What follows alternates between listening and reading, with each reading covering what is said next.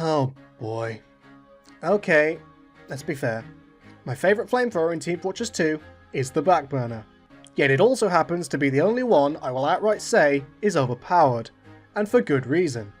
The Backburner is the best example of a guilty pleasure weapon in my repertoire. I mean, it'd be true to say is a lot. Yeah, a lot.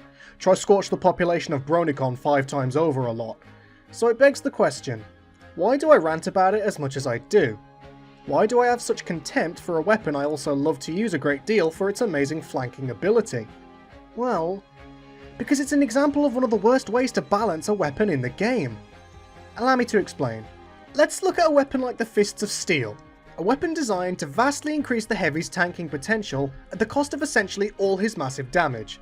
With the minigun out, Heavy can effectively achieve the highest DPS of anything in the game. Trading that for the Fist of Steel, you gain massive damage resistance to all ranged sources, becoming an even more durable meat shield.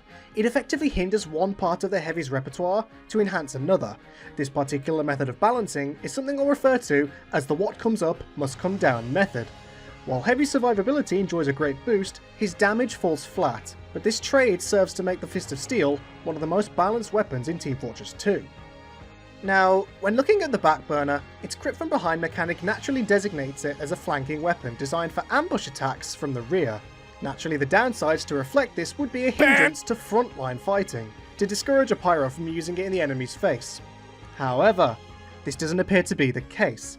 The only downside of the weapon is an increased ammo cost for air blasting, up to 50, leaving 4 per 200 ammo.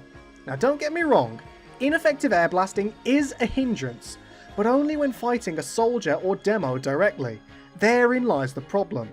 It only greatly decreases the pyro's ability against 2 classes in frontline combat.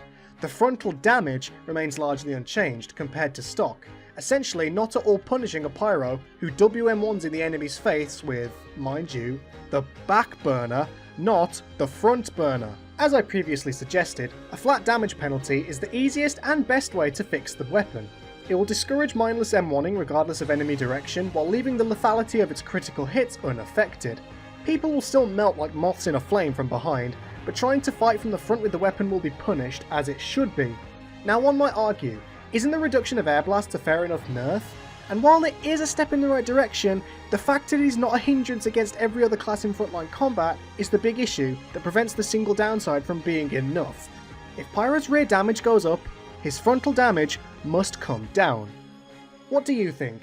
Is reducing one part of your playstyle in order to enhance another a good way to balance, or not? Do you have any ideas of your own how to balance a weapon? Do let me know. This has been the cup of coffee you all know and love, and as always, I shall see you next time, my sexy compatriots. Bye! Give rock and roll to you. Give rock